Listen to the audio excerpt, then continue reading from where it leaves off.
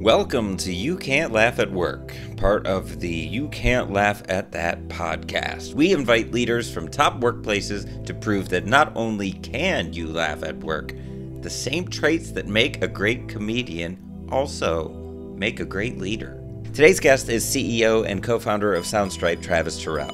Soundstripe is a music licensing company that provides the search tools for you to find the right music, sound effects, and video for your project, whether it's a video, a podcast, or whatever it is that you're making. Their goal is to keep creatives creating. And Travis himself is a musician who transitioned into this realm of using tech in order to keep the creatives creating. And I thought he was a perfect guest for our podcast because Soundstripe is consistently recognized as a top workplace in Tennessee, and it is one of Tennessee's fastest growing companies.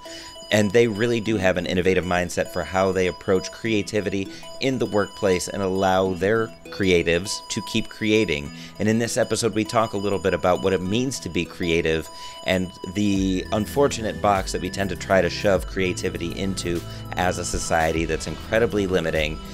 Creativity is a process, and we dive into what that means in this conversation. But I'll stop talking so you can start enjoying this episode of You Can't Laugh at Work. But before we get to that, this podcast is brought to you by Water Cooler Comedy. What if your team was as excited to clock in on Monday morning as they were for that first drink on Friday night? As the workforce continues to shift and deal with new disruptions and distractions, leaders are looking for answers as to how they can bring their teams together, recruit and retain top talent, and be ready for the next unexpected adversity. Turns out, when humor plays an active role in the workplace experience, it can help solve all of those challenges.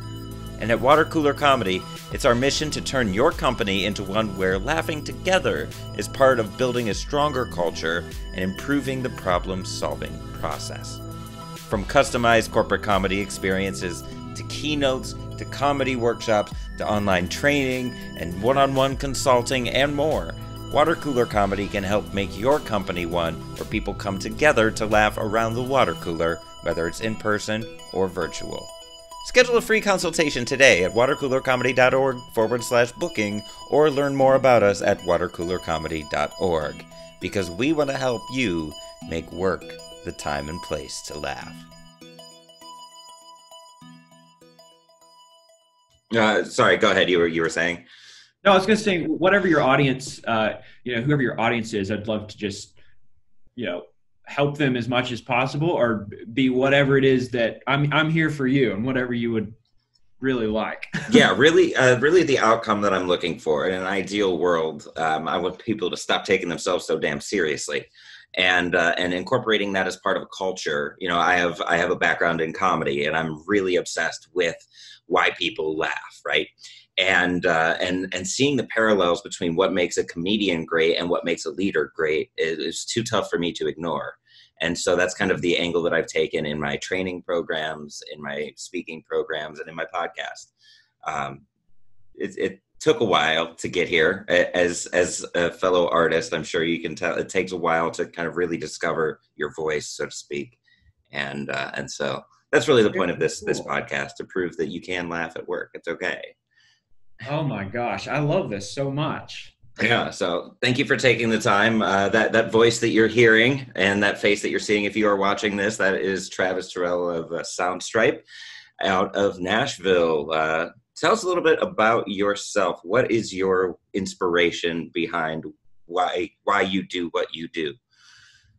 Well, I think the if I really got to the bottom of it, Micah, which is my business partner, and I, we started Soundstripe because we couldn't afford to pay our mortgage, and we were, the starving artists that a lot of people are, and we realized that, when we actually first moved to Nashville, which is around 2008 or 9, streaming had just started.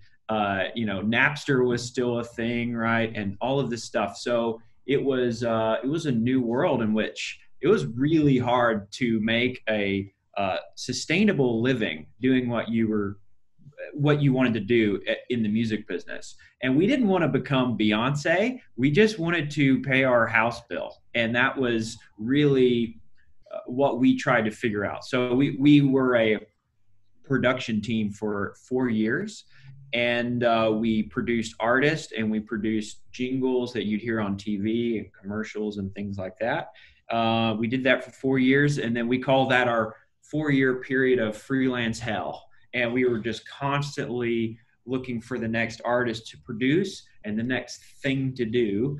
And that's when we learned about like music licensing, and we don't have to get into all of that, but it's really kind of, it inspired us, number one, that we saw all of our other friends that were really, really talented in Nashville and LA and New York that were just barely inking by. And we got really passionate about that.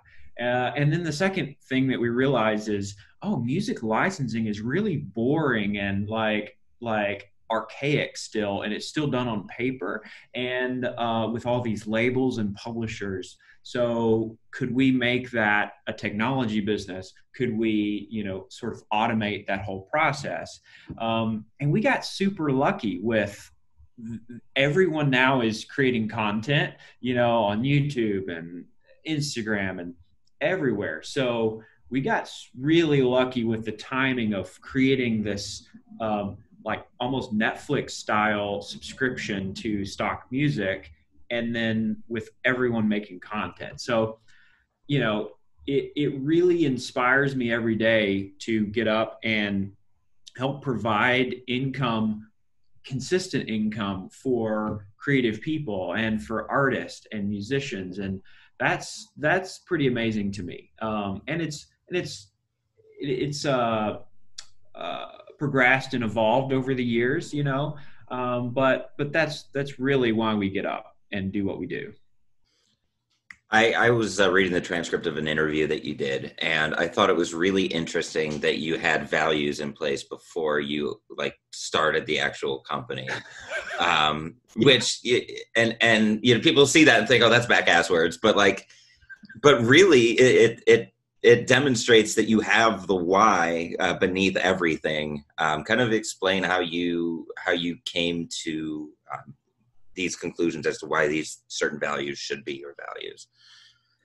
Well, they all came naturally, and the quick story for your audience is that I went to my business partner, Micah, and I said, hey, I think we need a culture deck, and I think we need some values for our company. And I maybe had 4 or 5 that I'd been tossing around, and I just put them in a PowerPoint, and I presented to him on the back porch, and he just looked at me like I was crazy. And he was like, what are you doing? We don't even have a business yet. We don't even have anything to sell. And it was about a year or 2 before we actually started the company. But I'm such maybe a long-term thinker.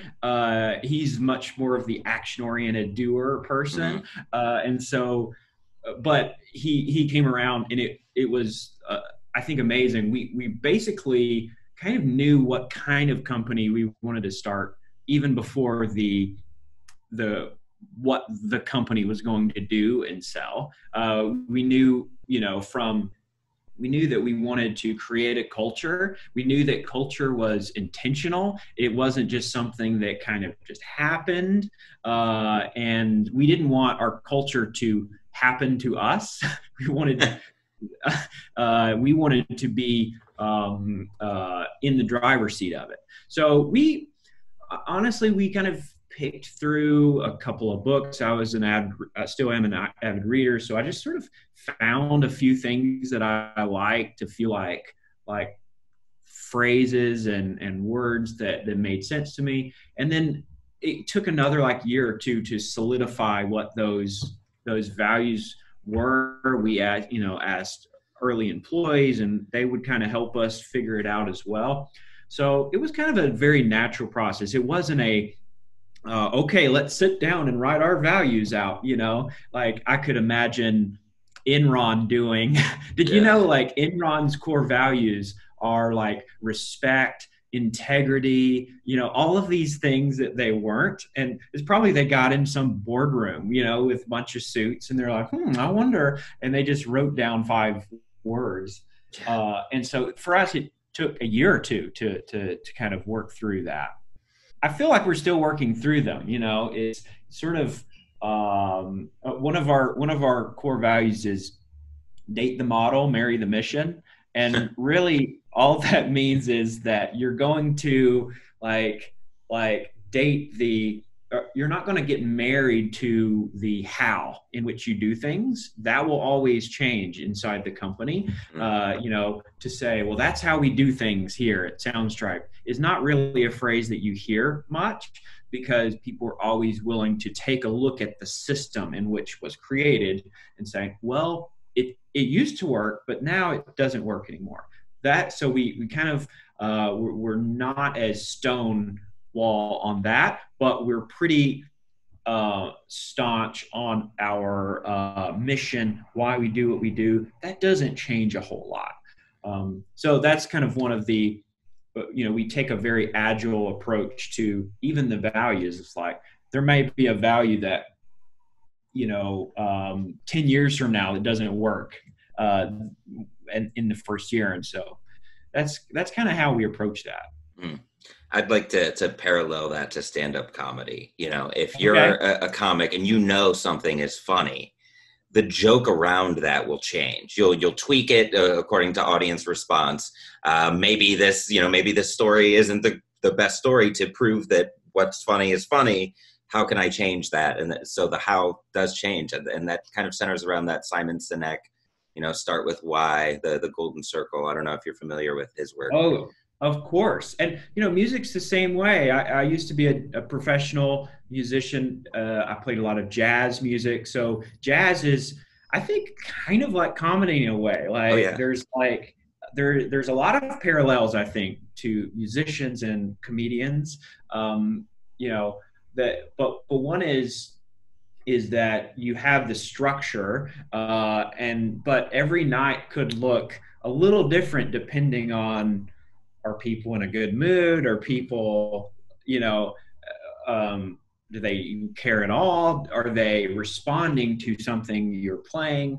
And then you kind of lean into that a little bit more. So it's really interesting. And we kind of, at the company, in software development land, there's something called Agile Development, and then there's something called Waterfall. And Waterfall is kind of like when Windows 98 came out, and you went to Walmart and you bought it in this box, this box of CDs, and it had to be perfect because it was going out in the box, and it couldn't be improved upon after that. And there may be an update, maybe a year later with another CD or something. But agile development is sort of, you put something out there and you sort of learn from customers and you learn from the people, the audience, how are they responding to it, and then you kind of tweak from there, and it's a constant tweaking process. That's how we built Soundstripe. There was no ta-da, here it is. It did not come out perfect when we started. It sort of has been a 5-year tweak ever since. Yeah. I just did a podcast interview last night, and that's kind of the point that we made is that a joke is never done, a culture is never done, a product, like nowadays, like you were saying, you can constantly tweak based off of the audience response. I mean, that Fortnite model, just releasing a beta version and then just adding layers to it, taking things out that people don't like. That's It's huge. yeah. Apply that to your culture. What are some things along the way where you were like, oh, maybe that's not a thing that's working so great. What if we did it this way to make it better? Well, funny enough, our culture has evolved a lot. I would say it's a healthy culture. I love the company, but starting out, like Micah, my business partner, is just he's a guy who's a band guy. He would walk around shirtless the entire day in our little office, and there was maybe one or two females around. He's the best guy ever, but like literally just would just walk because he's just hot all the time and just like so it was that kind of culture. And then we got to like 8 employees or something, and I was like, dude, you can't walk, you got to put on a shirt, you know. and and he was like, oh, I guess you're right, you know, just not thinking about it. And then little things like that over time, just kind of like you're refining, and you're like, oh, we're making, you know, the culture better, and we're not a like bro culture anymore. And I'm so proud of that, you know, and because and sort of like lean into different ideas, and so that's, you know, one of the pieces. I would say there's probably a handful of other examples how the culture has changed. Obviously, that's going to happen when the company grows. I mean, we have 90 employees now. It's a different company than when it was at 10, and everyone was like around the. We had a ping pong table that everyone would sit around, and everyone knew everything about each other, and that whole thing, and that can't be replicated in the same way. Now we have to, you know, if we have an all hands, it's a thing. It's like you have to prepare for it, and like there's all this stuff that happens. But so what it's important is that you have a set of principles and values that kind of guide the company and become the North Star for what the company believes and is objective. And I can break a core value just like anybody else can break a core value, and they call me out on it. They say, hey, I don't think you know, one of our core values is to keep it light. And sometimes I'm pretty serious, and if I'm serious about an issue, and like they're like, no, dude, you need to lighten up. This is just stock music. We're not solving cancer here. and so that's kind of what those are some of the things that have evolved over the years. But it's the core values are kind of at the center of, because the culture will undoubtedly change in some ways. And I always like to say that we're not trying to preserve the culture, we're trying to nurture it into whatever the next phase is. Okay. All right. So real flexible when it comes to change, and when it comes to you know, I mean, demands are going to shift, and faces are going to change, and you know, you got to be flexible with that. I like Absolutely. that. One thing that I've seen over and over again associated with Soundstripe is the phrase that we keep creatives creating. Mm-hmm. What a couple of questions, because that's a loaded statement. I feel like we could just talk about that statement for this entire episode, but the idea of like what is a creative, and then following up with that, can you create creatives? Woo, man, that is a loaded question. Like I said, we could spend the whole episode, I'm sure. We really could. You know, David, I think that society has really pinned creativity down, right? I think we've sort of put creativity in a box and said, you're over here with the weirdos and with like I often think that, and there's so many people even in our company that will say, oh, I'm not a creative, you know, like I work in finance, you know. Mm-hmm. And what I've realized is that we sort of have this idea in society that creative is like, you dress weird, like you're going to show up looking like Jim Lasseter from Pixar or something, like in a Hawaiian shirt, and you have to like be a certain way or play the guitar or paint or something.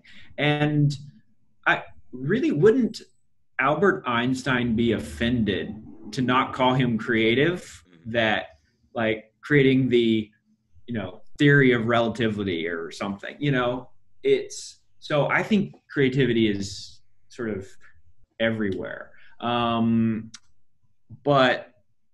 I don't even know where you're going with this. You got me on you got me going, because our mission is to keep creatives creating. Originally, that was for filmmakers and for musicians. Why we started the company is kind of what I mentioned at the beginning. Was it was very hard to make a living playing music, and the blue collar musician. So our mission was to keep these creatives doing what they do.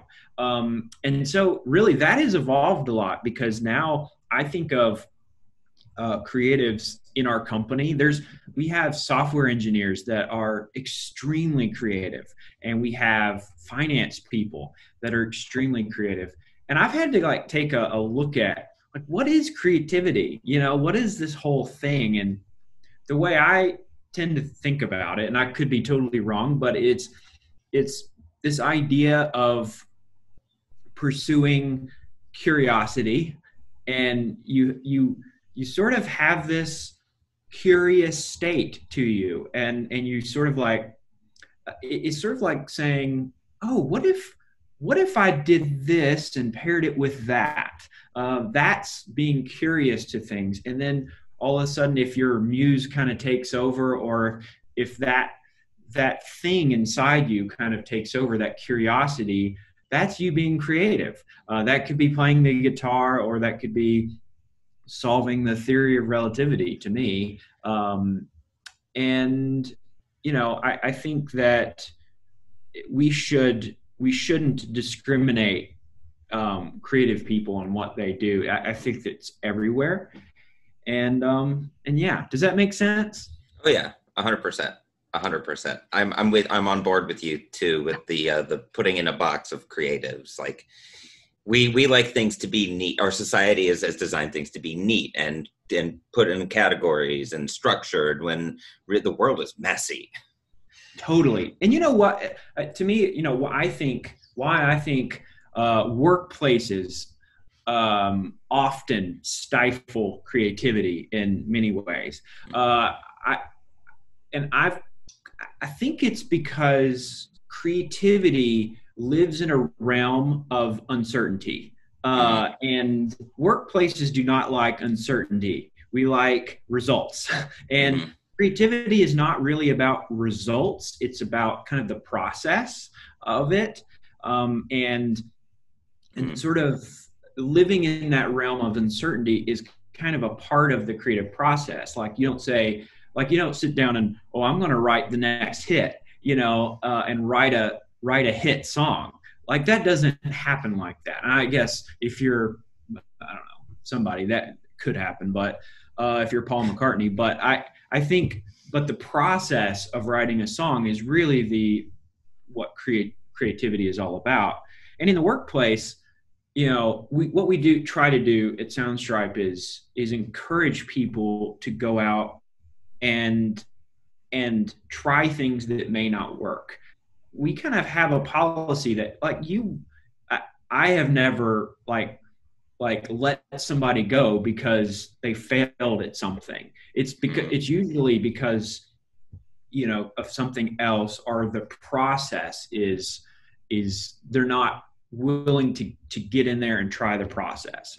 And so yeah, I tend to think that we need to do a better job in the workplace of letting people be creative, because you don't, I think it's going to end up poor for those businesses. They're constantly just looking to make a widget go from A to B all day, right? And so I don't know.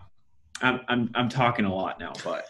And it's interesting because everybody has kind of their own definition of creativity. It's you can't pin it down to one set thing. And it is that curiosity. And over the last year, and you mentioned uncertainty, and creativity and curiosity lives in that realm. So over this last year, how have you kind of maintained that culture, and what challenges are you still facing moving forward? Yeah, pandemic. Oh, that thing. Yeah. Oh, yeah. Just minimize it into like That little thing. It's funny. I feel extremely. I'll start by saying I feel extremely lucky and blessed to have a business that was mostly online or all online. We didn't have a restaurant to deal with, or all of the, or we weren't live musicians or performers that needed to go out on the road. Many of my friends, were without work in Nashville for a year. So it's incredibly humbling that we were able to be just fine. We didn't let anybody go, that sort of thing. So, however,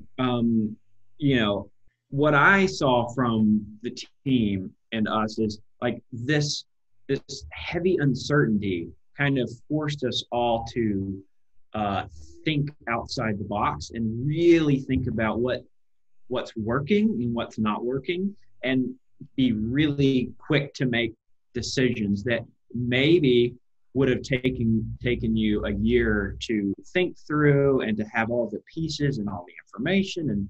And I saw companies like come out of their shell. Like I was listening to something about Panera Bread, and then like in 2 weeks time they just like launched this like grocery store marketplace for Panera. All of these kind of innovations that honestly wouldn't have not happened without this crazy thing that happened to us.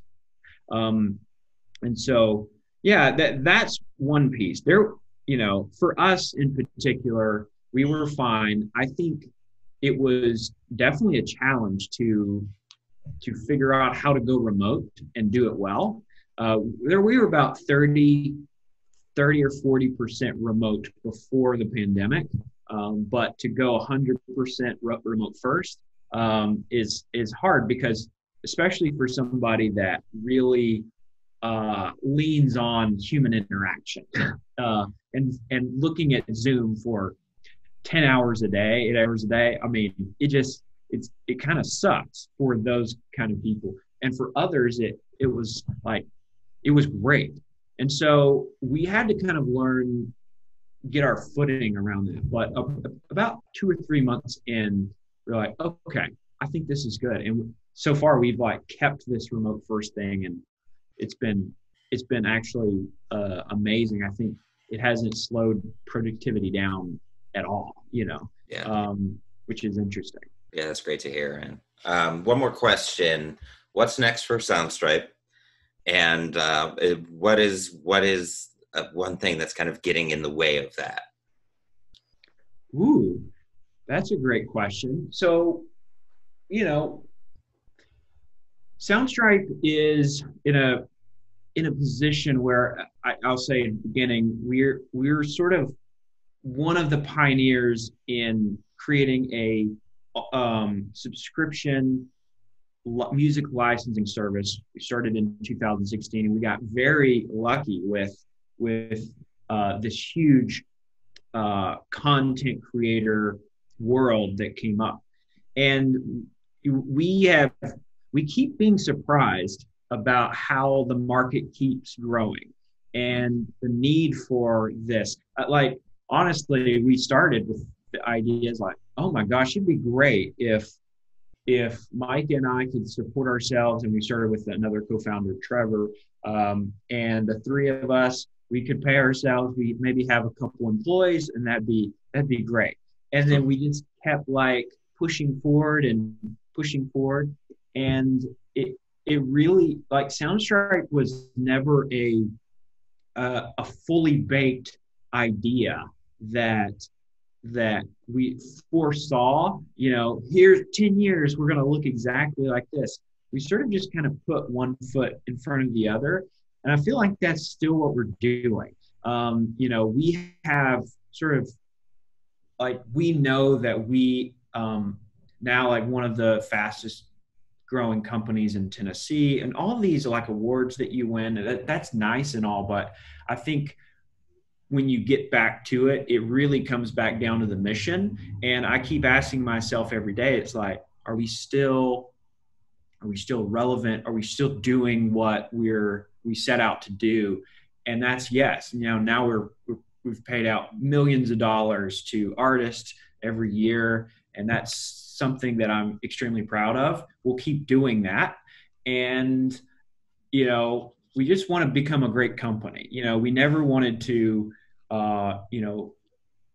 build a fast growing startup, Silicon Valley kind of like TV show style where, I don't care about revenue. Like, I don't know if you've seen that show, but it's great. Like where they say, oh, revenue. No, we don't want revenue. Like it's basically this startup culture that they don't care about building great companies. They just want, the flash in the pan so they can like exit for a lot of money. And we always want to just create a great company. And we have the ability now, I think, to create one of the great music companies in Nashville and beyond. And we're just thrilled to be able to keep doing that. And as far as, hey, look, we see obstacles all day long. I think Netflix says they compete with people that decide they're not just competing with Amazon and Hulu and Disney. They compete with like board game nights with people drinking wine, and that's interesting, right? And for us, yeah, of course, competition it has definitely heated up in our market. We have to think through that. But, we just think about serving our customer. We stay very focused on that. There's a lot of obstacles that will come your way. We try not to think too much about that. Just got to keep the creatives creating. You just keep them creating, man. Awesome. Is there anything that you would like to plug in particular? Well, obviously, if you are a company, a marketer, an agency, a YouTuber, and need music, soundstripe.com is a great choice. Think about us next time you do that. Otherwise, you can find me at travisterrell.live, Live. I write a blog there. I'm on Facebook and LinkedIn as well. Would love to hear from you. But that's it. Awesome, man. Well, I appreciate you taking the time to prove that you can laugh at work. And it's very evident to me that you might not know it, but you're one of the leaders that I reach out to who thinks like a comedian, in that, you're not putting things in boxes and seeing things as black or white. There's a lot of nuance to it. And I appreciate you sharing that aspect of leadership with our audience here today.